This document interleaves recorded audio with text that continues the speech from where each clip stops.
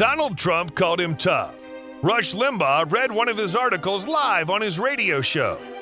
Ann Coulter tweeted that article to her 1.5 million followers and declared, "Every sentence is perfect." Ladies and gentlemen, your host, former chief editor of the Jewish Press, Elliot Resnick. Welcome to the Elliot Resnick Show, where we interview fighters and firebrands on the political and cultural battlefields. With us today is Theodore Dalrymple. His name alone is enough to pique one's curiosity. It's actually a pen name. Official records know him as Anthony Malcolm Daniels, but Dalrymple has used this name to author over 40 books and to write regularly for The Spectator, National Review, and City Journal, to which I just bought a subscription last night. Dalrymple is a senior fellow at the Manhattan Institute, a retired physician and psychiatrist, and the author of one of the most fascinating and eye-opening books I have ever read, called Life at the Bottom. In it, he describes some of his experiences treating people in an inner-city hospital and a prison, and the destructive effects of the welfare state on the moral character of the people he encountered in these institutions. We will be talking to him about this topic, as well as his critique of modern psychology and antidepressants. Theodore Dalrymple, welcome to the program. Thank you. Thank you for asking me. My pleasure. For a number of years, you volunteered as a physician in Africa, where you saw crushing poverty. Yet, in your book, Life at the Bottom, you write that the spiritual life of poor Africans exceeds that of lower-class Englishmen who live on the dole off government money. How so? Well, the people in Africa actually had to make their own lives, and therefore they were involved in their own lives in a way that people in England who are on the dole are not involved. They have more genuine cultural activity. They sing, they dance, they cook, all these things the impoverished people in England don't do, and I dare say in America as well. They're much more passive. One line that struck me in your book is you write something to the effect that even though you saw some people in Africa who worked for 10 or 12 hours in very hard physical jobs, yet at the end of the day, they came home to their wives and children and were able to put food on the table. And their satisfaction that at least after 10 or 12 hours of backbreaking work, I'm able to at least provide for my family. I've done something. I've accomplished something today. And you say, though, when you live off the government, the poor people in England or America, you don't have that satisfaction. You have no spiritual meaning to your day in many ways. No. I mean, I don't want to romanticize poverty in Africa. It's extremely hard, and people live in fear of real shortage and real genuine hardship. But another very important thing that I noticed was how much better their manners were than people in England. Interesting. Where in Africa did you volunteer as a physician? Well, I didn't volunteer. I was paid, Sorry. actually. But, well, I've worked in the then Rhodesia. I worked briefly in South Africa. I worked in Tanzania. I worked a tiny bit in Nigeria. But the most important thing for me, actually, was crossing Africa by public transport, which I did in 1986. When I went from Zanzibar to Timbuktu, it took me about 6 months. And I saw Africa from the bottom up, as it were. And of course, as I said, I don't want to romanticize it. I saw the corruption and the hardship from the bottom. So that, for example, in Mali, on the border of Mali, it took us about 3 days to go 100 yards because all the people in the bus in which I was traveling were arrested 3 times, first by the border guards, then the police, then the soldiers, and money was extracted from them. They never extracted any money from me. They said, stand aside, monsieur, and so on. But I slept on the ground for 3 days while bribes were being extracted from the population. So as I said, I don't want to romanticize this, but generally speaking, people were extremely mannerly in a way that they are not in some of our countries. Right. And just to clarify, when you talk about mannerly, I assume in the upper classes of Great Britain, the people are still mannerly. You're talking about the lower classes, correct? Well, I think, no, I'm not necessarily. Certainly, it's not associated with any particular economic class. I mean, the vulgarity and aggression of people who are obviously quite well off is pretty appalling too. So I don't think it's not just the lower class by any means. Interesting. Maybe we in America or in any country, maybe we like to romanticize places where we don't live. So I think some Americans We like to all do think. that. Sorry. We all do that. Right. So I The think some. grass is greener, you So I think some Americans like to think of, well, in Great Britain there must be this upper aristocratic gentry class that still has these old manners from 200 years ago or whatnot. Well, of course, there are people, and it is true that I think that many years ago, people were, and not just upper class people, but the people in general were very much more mannerly than they are now. But I'm afraid what happens is, of course, Americans are romanticizing about a country that has disappeared. How would you explain this loss of manners? I'm not sure I have a complete explanation. It has something obviously to do with modernity, and it's also got the idea that first that there's a kind of narcissism, a mass narcissism now, self importance that people have that at one time I think they didn't have. And if you're very self important and narcissistic, then the slightest obstacle to what you want is experienced as almost an infringement of your rights. And another part explanation is the loss of religious belief. I have no religious belief myself, but I think on the whole, religious people are better mannered than non-religious people. Interesting. Just getting back though to this welfare theme, you note in the book Life at the Bottom that Karl Marx complained about the long hours that men work. So it's like almost crushing to their souls. So, and he argued that men shouldn't be laboring like animals. Rather, they should be free to develop their minds and engage in more elevated activities such as studying music and art, etc. Now, Marx's vision is admirable in some sense, but you write, though, that unfortunately most people who can afford not to work don't use their free time to study music and art. They just loiter. So I was wondering if you could elaborate on this point, as I think it's central to what's wrong with the welfare state. Well, I mean, if we take Marx's vision, first of all, Marx was a fairly typical intellectual in that respect. People who live in books and art and even science probably overestimate the role of these things in people's lives. And it always, I remember when I was in Los Angeles looking through the yellow pages, that's in the days when there were such things. Um, I looked up bookshops in Los Angeles and there was half a page. Then I looked up private detectives and there are about 20 or 50 pages. I can't remember how many. So obviously, private detectives were more important in people's lives than books. And that's just one thing. So I think Marx's vision was a fairly typical one for intellectuals who overestimate the importance of being an intellectual in people's lives. That's the first thing. Secondly, you have to remember that people who are on welfare tend to be not very well educated and not prepared for a life of idleness. But once they are idle, they seek escape from boredom. And one possible escape from boredom is behaving very badly. I mean, I notice, for example, amongst women who chose very bad men as their partners, often they had experience occasionally of someone who was a bit better. And the person who was better was the first to be kicked out because he was boring. He didn't create any sensation. So actually, when when nothing seems to make your situation any better and nothing seems to make it any worse, you actually seek out sensation. And the easiest way to do that is to behave badly or to associate with people who behave badly. Interesting. One thing which is good about your book, it's unfortunate that it's necessary, but in these days it partially is that the underclass in England is, or at least was when you wrote the book, largely white, not black. So no one could accuse you of sort of attacking another race. You're simply attacking life among the lower classes who are stripped of their ability.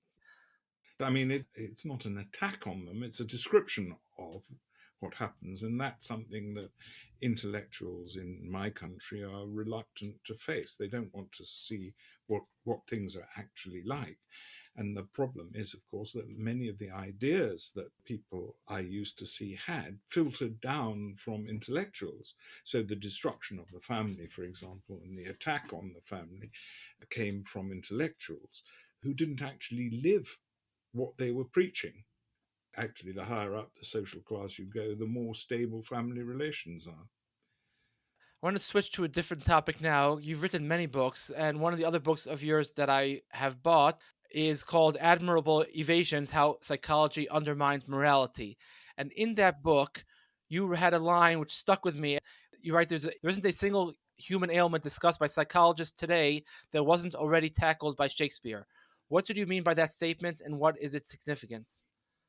What I mean really is that the problems of living that we have, and we seem to have become more and more incompetent at living, actually, in certain respects, were already known to Shakespeare. And not that he provides any answer to, you can't read Shakespeare and find out what you ought to do, but there is nothing new under the sun as far as our problems of living are concerned. I must qualify that slightly. I mean, there are things like arachnophobia, for example, which can be assisted by psychologists and so on. But life is not, as I say in the book, is not an extended case of arachnophobia. What's arachnophobia? I'm sorry for those people who don't know. That's irrational fear of spiders. So, Oh, okay.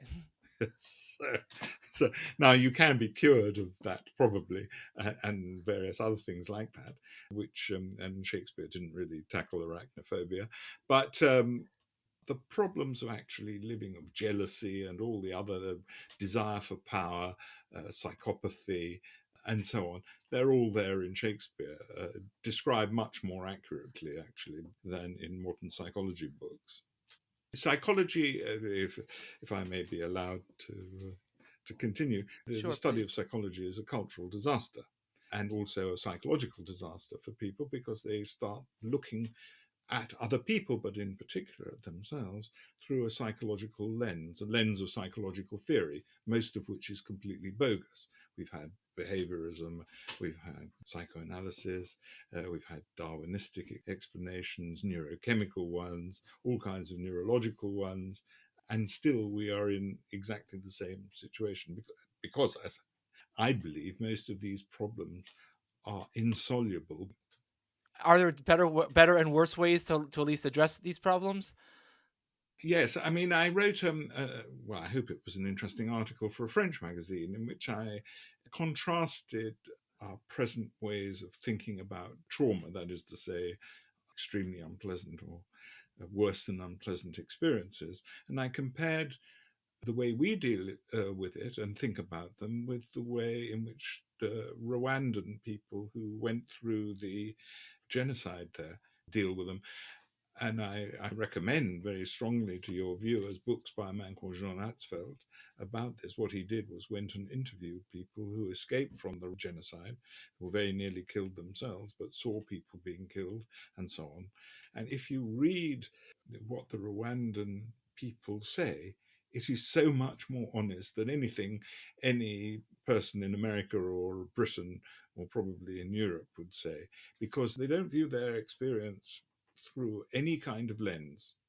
They have direct access to their own experience. What psychology does is prevents us from having direct access to our own experience. So people start talking about themselves as if they were objects. And I don't know whether you ever heard this, but I've certainly heard it in buses and elsewhere of people saying that they have chemical imbalances in their brain. Well, they don't know anything about chemistry. I mean, it's ridiculous. It's a complete modern superstition. I mean, it's like it's no more rational than talking about evil spirits.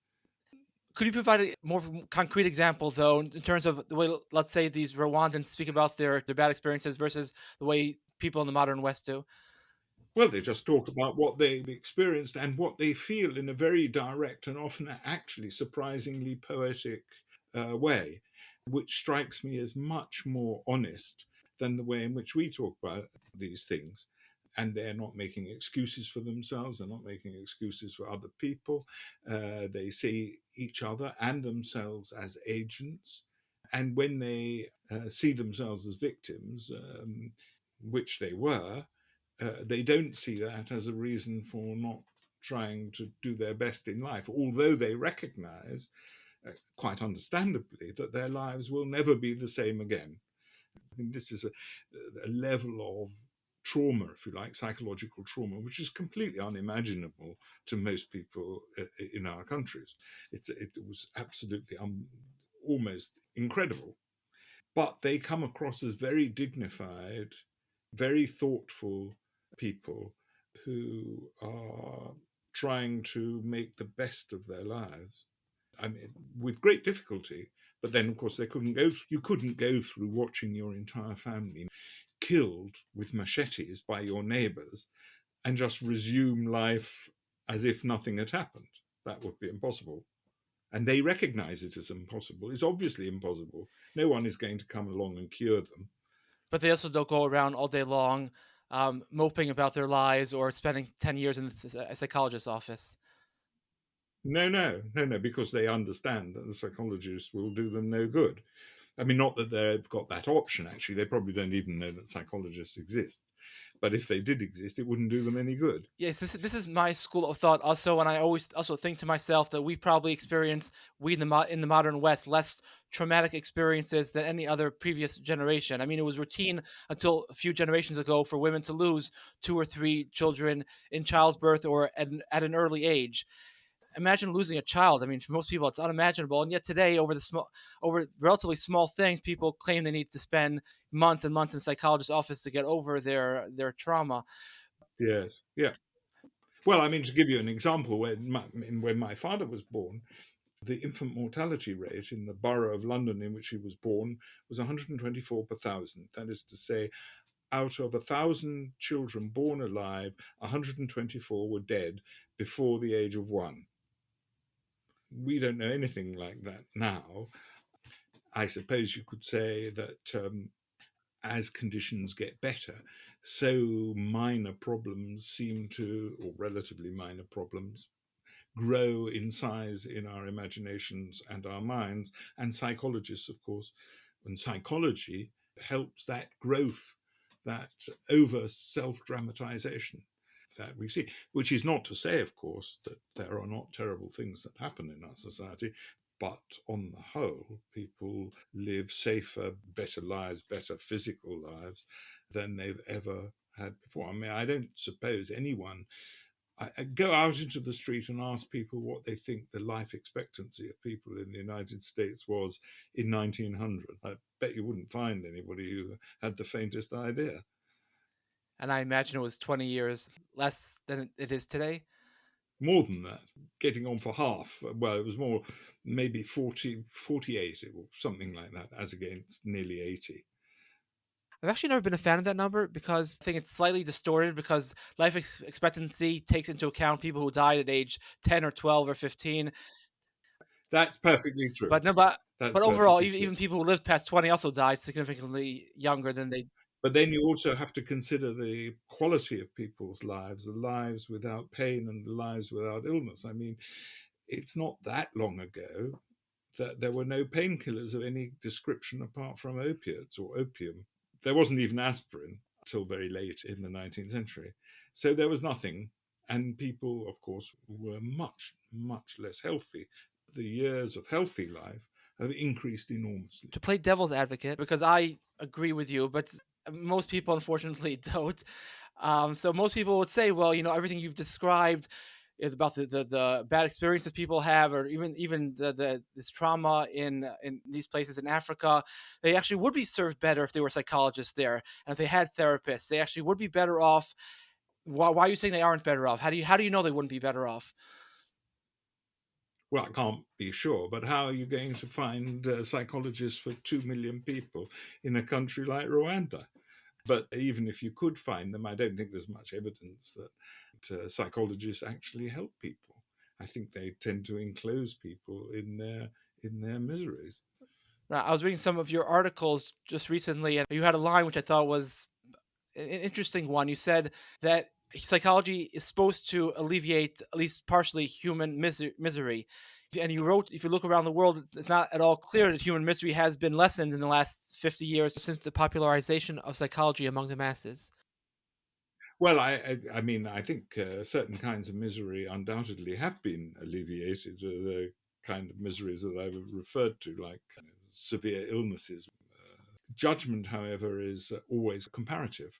So if you have no standard of comparison, then obviously you're enclosed in your own world as if your own world is the whole of the world. Paradoxically, we now live in a multicultural world in which people actually don't look outside themselves very much. So they have no perspective.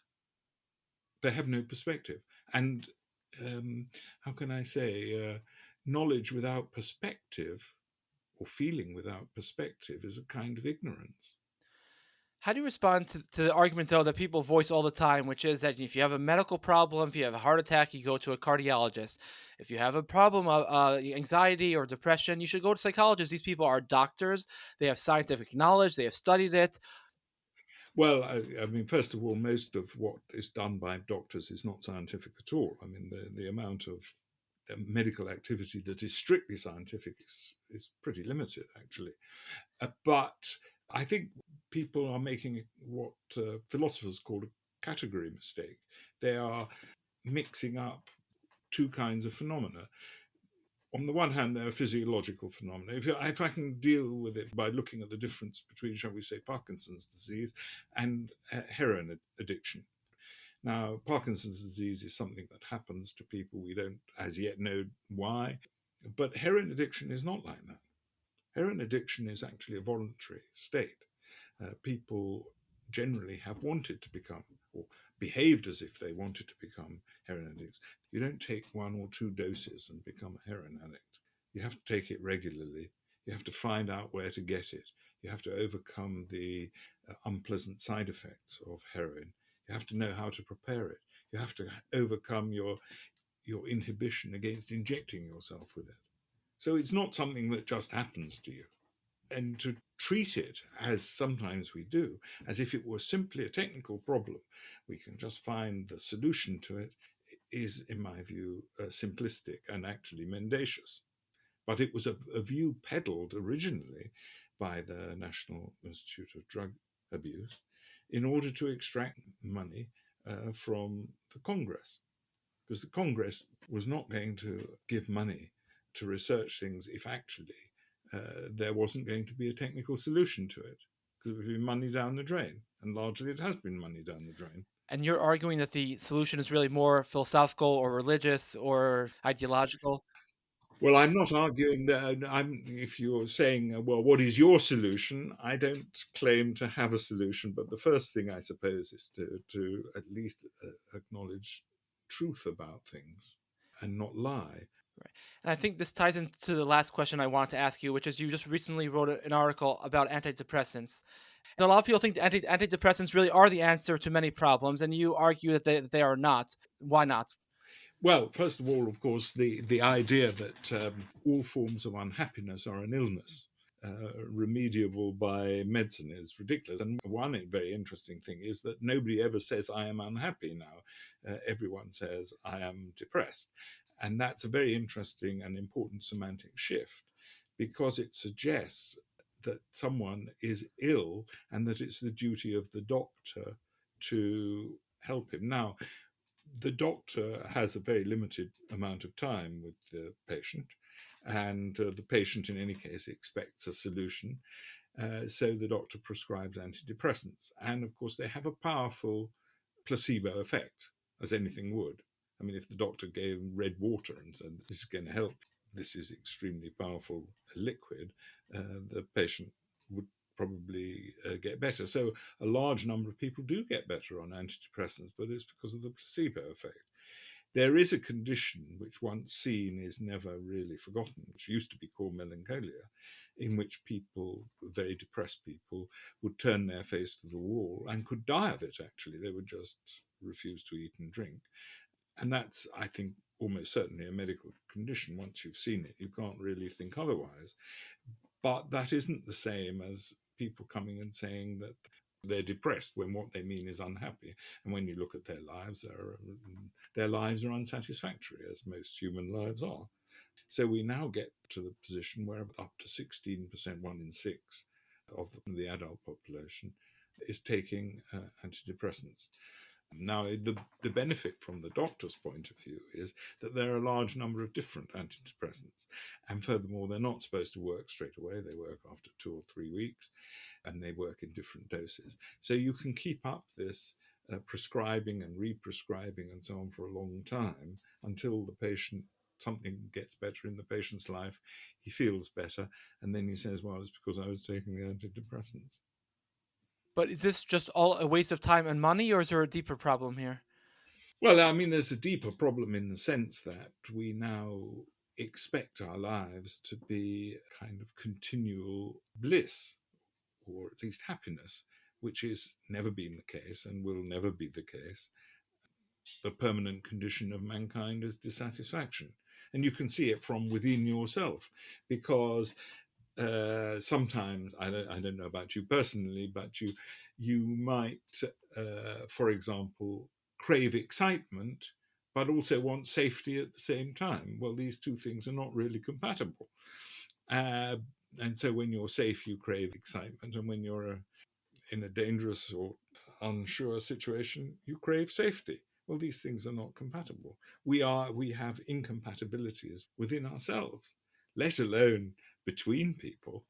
We are not ourselves consistent about what we want. We want 6 impossible things before breakfast. So the idea that the moment you are not completely satisfied with your existence, you need some kind of medical assistance, is just a false conception of life. And oddly enough, once you've accepted that, it's consolatory. You'd think it's depressing, but it's not depressing. It's consolatory once you realize that life is never going just to be a kind of sea of bliss. Then you actually become more contented, which again is not to say that there are not things that you can't. I'm not advocating complete fatalism. But so what you need is judgment between when you do need assistance and when you don't need assistance. One argument I think that people make against many psychological drugs is that I think, like you mentioned earlier, it makes you into sort of a victim as opposed to an active player in the process. So perhaps you're dissatisfied because you've made some very poor choices in life, and you now need to start making some very wise choices in life. But instead of putting the blame on yourself, you now just put the blame on some sort of illness. So your solution now is medication rather than the solution being I have to start changing the way I'm acting. Yes, I mean, I don't want to sound completely hard because, for example, if let's take a drug addict who has spent much of his life taking drugs. What he's done is probably alienated his family. He doesn't have any explanation as to why he has been unemployed and so on.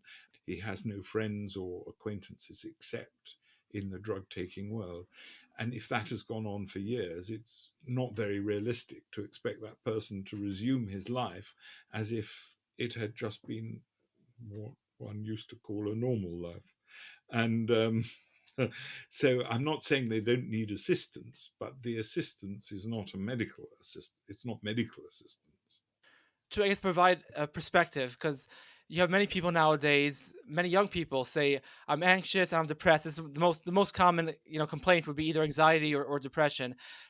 Of let's say 100 people who Mm. complain of that, how many would you say are just going through regular normal problems of life that require just grit and proper behavior and proper perspective, and how many actually would suffer from something that actually does require medical intervention?